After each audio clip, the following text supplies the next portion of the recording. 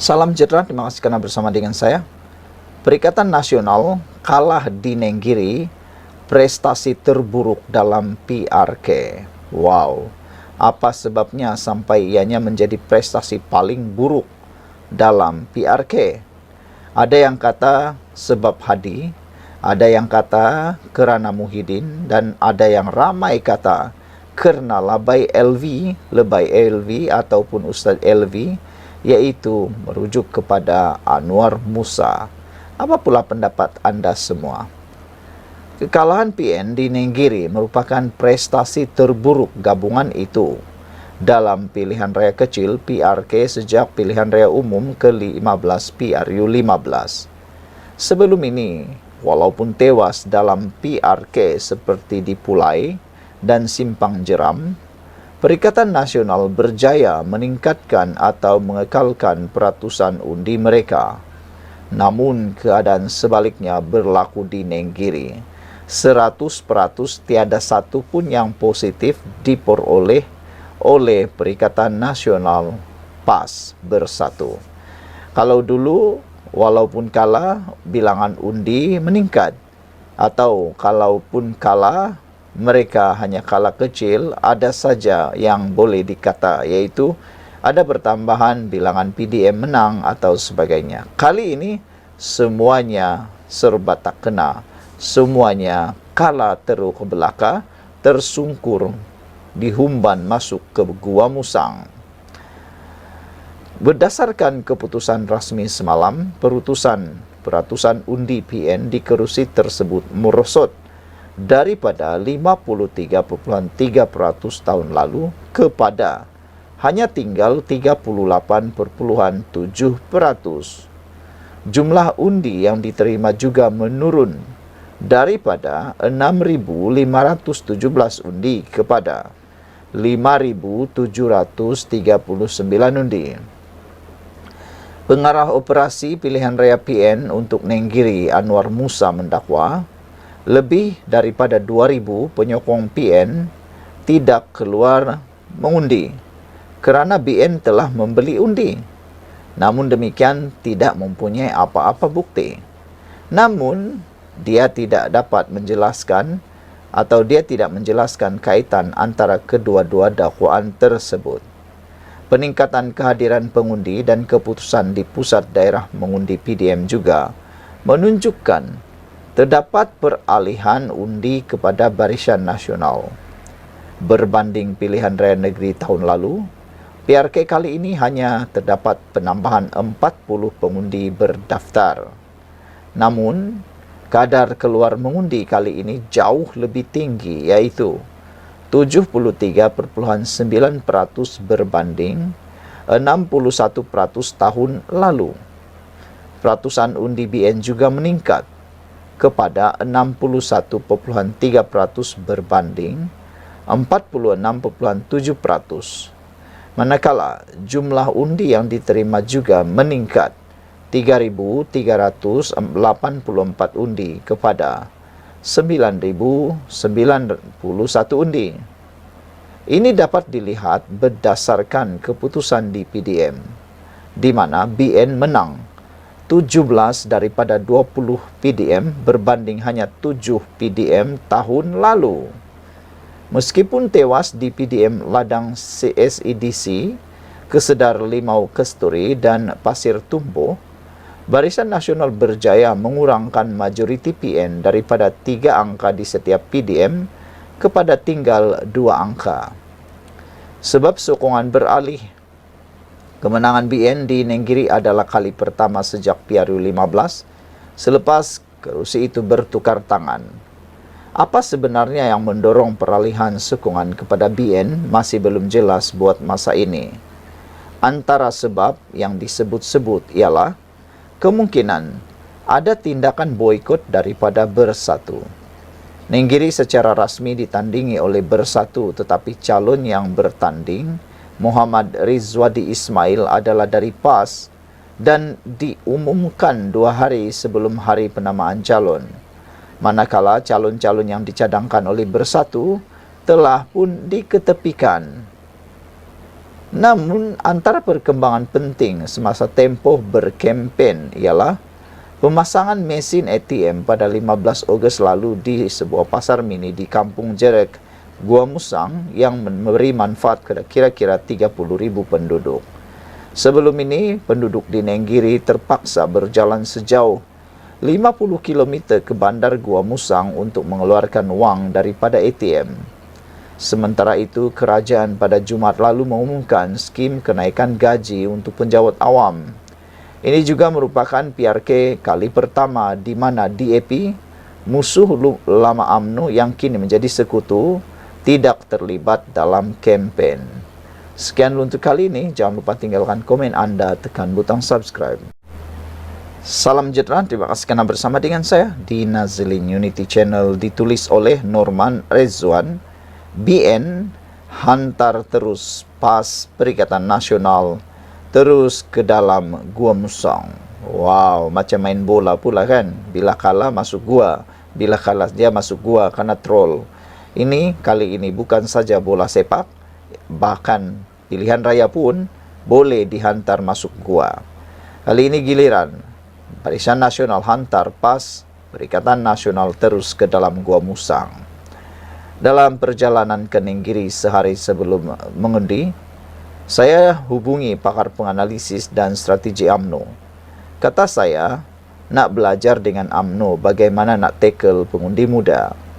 Dia ketawa sahaja dan memaklumkan kepada saya, BN lead 4 mata, iaitu sehari sebelum tarik mengundi. Kemenangan ini dianggap luar biasa kerana sebelum ini, dalam sirip PRK, kesemua penyandang memenangi semula atau dalam maksud lain, mempertahankan kerusi. Kali ini, PAS tewas dan kesemua dakwaan penganalisis politik tidak boleh diguna pakai di Nenggiri termasuk saya sendiri. Ia benar-benar membuatkan kita hairan bagaimana undi Melayu berpihak kepada Barisan Nasional BN. Saya tidak menyebut PH, kerana undi PH biasanya akan solid kepada kerajaan perpaduan. Ini kerana undi UMNO khasnya yang berlaku undi sabotaj dari ahli mereka sendiri. Jadi, semua andaian sebelum ini oleh penganalisis politik tersasar. Pertama, kawasan majoriti Melayu akan dikuasai PAS. Kedua, kawasan luar bandar akan dikuasai PAS. Ketiga, negeri Kelantan totok PAS. Penyandang pasti menang. Orang Melayu menolak Anwar dan Zahid. Di sel Melayu, topik kerajaan perpaduan. Semua ini tidak berlaku di Nenggiri. UMNO sudah bangkit, itu persoalan yang besar. Kemenangan di Nenggiri mempunyai indikator yang sangat besar kepada UMNO sendiri. Parti ini sudah bangkit dan mahu tidak mahu, saya akan ucapkan tahniahlah kepada Dr. Akmal kerana kejayaannya menarik anak-anak muda Nenggiri menyokong kerajaan perpaduan. Hanya dalam tempoh setahun undi BN meningkat 3.384 undi, manakala PAS kehilangan hampir 700 undi.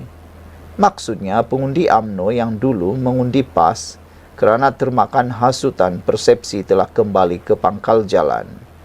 Ada 2 PDM, satu hanya seorang sahaja yang pilih surga, dan satu lagi PDM hanya 5 orang saja pilih surga, yang lain semua neraka jika mengikut tafsiran orang PAS.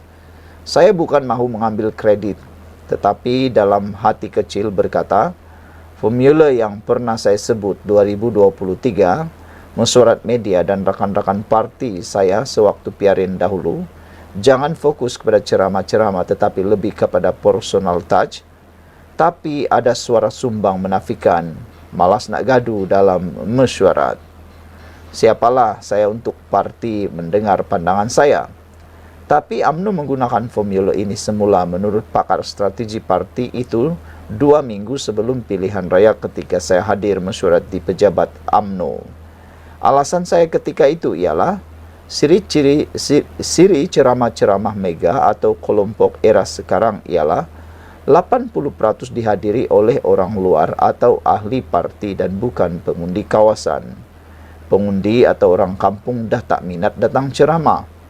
Jika ada 30 orang hadir ceramah, kelompok hanya 6 hingga 7 orang pengundi kawasan yang lain, semua orang luar yang turun berkempen, dan jika 500, hanya 100 pengundi sahaja. PAS sebenarnya tertipu di Nenggiri. PAS juga tertipu di Nenggiri. Kononnya yang hadir itu ramai, tanda sokongan. Tetapi rupanya penyokong atau ahli mereka dari luar. Ia tidak berkesan dan ceramah kelompok era sekarang adalah lebih style group study macam di IPT. Dalam skala yang kecil, 10 orang hadir, jumlah jauh lebih penting jika ke-10 orang itu pengundi bukan pengampu politik. Ia lebih berkesan selain ziarah rumah ke rumah bercakap dari hati ke hati dengan pengundi. Yang lain banyak gunakan media sosial, cuma cara kita sekarang ini salah. Saya tidak boleh memperincikan strategi di sini, tetapi apa yang saya katakan pendekatan itu salah. Proposal mengenainya hampir 90% siap, hanya tunggu masa pimpinan sudi mendengarnya. Personal touch rumah ke rumah, berborak di warung cara yang santai. Ziarah orang-orang sakit dan hadir ke majlis kenduri dan sebagainya, itu ramuan paling mujarab untuk kempen di luar bandar terutamanya. Bila pengundi dapat luahkan permasalahan setempat, mereka akan rasa lebih dihargai. Berbalik kepada kemenangan di Nenggiri, ada ramai yang kata antara faktor kekalahan di sana kerana lebay LV, Ustadz LV yang baru saja menjadi mualaf PAS. Hadir dengan jaket berbelas ribu dan topi harga lebih kurang 3.000, masuk kampung orang gah dengan cara kayangannya, barangkali penyumbang ke arah faktor kebencian orang Melayu. PAS jangan percaya mualaf, mereka hanya menyertai PAS kerana kecewa, tidak menjadi menteri lagi. Tiba-tiba mereka dahulu yang dikatakan curi duit rakyat Kelantan berpuluh juta, diangkat menjadi pimpinan. Silap besar. Saya tidak pasti pengundi Nenggiri undi kerajaan perpaduan kerana mereka dapat melihat kebaikan dari segi ekonomi yang dilakukan kerajaan. Bercakap soal ekonomi dengan fakta dan data-datanya di infografik bukan mudah difahami. Saya rasa keberkesanan bila BN khasnya memilih untuk melakukan personal touch di sana. Tiada maki hamun dalam ceramah, dan jika berceramah hanya dalam kelompok 10 orang sahaja, menerangkan agenda kerajaan perpaduan secara dekat. Bagi saya, ini faktor utama kejayaan BN dan tahniah juga parti-parti komponen seperti PKR. Sewaktu di pejabat cabang PKR Gua Musang, pimpinan kecil yang hadir bertungkus lumus memastikan 2.000 ahli di sana keluar mengundi. Akhir kata, BNPH berjaya menghantar PAS ke dalam Gua Musang. Bagi saya, perlahan-lahan rakyat sudah mula nampak kejayaan kerajaan perpaduan. Malah fitnah kepada DAP bolehlah dianggap overkill untuk kempen pembangkang. Harap orang Melayu buka mata. Jangan terpedaya dengan penglipur lara lebay politik. Bercakap berdegah-degang, tapi ibarat NATO. No action, talk only.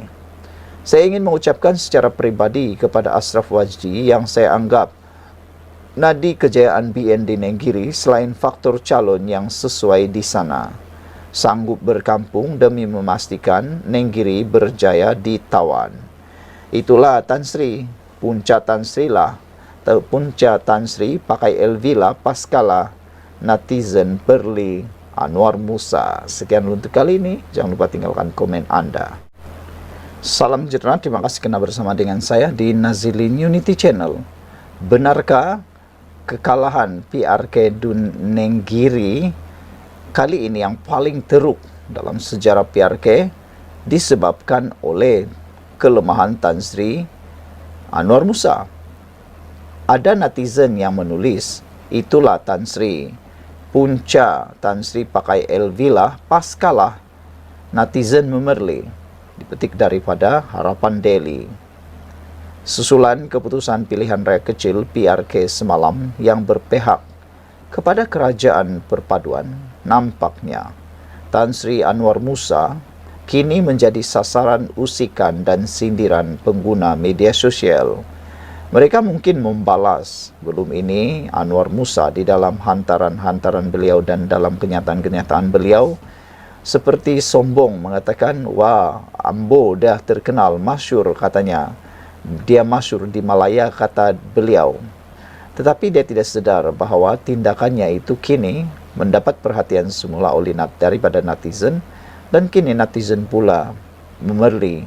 Itulah Tan Sri Ponca, Tan Sri pakai LV lah, pas kalah netizen perli Anwar Musa. Anwar Musa boleh dikatakan watak utama yang memeriahkan kempen PRK kerana kontroversi jenama mewah yang digayakannya ketika bertemu penduduk kampung. Di Facebook, pengguna membanjiri akaun rasmi pemimpin PAS itu dengan mengaitkan kekalahan pembangkang disebabkan kesombongan Anwar Musa. Mereka antara lain mengatakan, kerana Anwar Musa lah calon bersatu yang sanggup keluar daripada parti PAS kalah di Nenggiri. Ada juga yang kata, itulah calon parti bersatu adalah calon terjun, calon yang hanya bidan terjun, yang mana sanggup meninggalkan parti PAS, isi borang semata-mata mahu jadi calon. Beliau kini, yaitu Anwar Musa kini digelar sebagai Ustadz LV gara-gara pakaiannya ketika bertemu orang asli di Nenggiri baru-baru ini.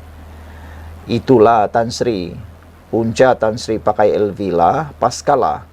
Kalau Tan Sri pakai baju pagoda dengan seluar Yankee dan berselipar Jepun, barulah nampak berjiwa rakyat, kata seorang netizen. Satu lagi Tan Sri, lain kali janganlah bagi Maggie. Bagilah beg LV, bagi beg seorang satu. Baru cun, syoknya jadi bangsa LV, sindir Nizam. Ustadz LV sudah buat ucapan, N43 bijak memilih. Suara pembangkang perlu di Dewan Undangan Negeri, membawa suara rakyat. Jangan asik tukar kereta je, exco. Baru 3 kerusi takkan dah tak boleh tahan.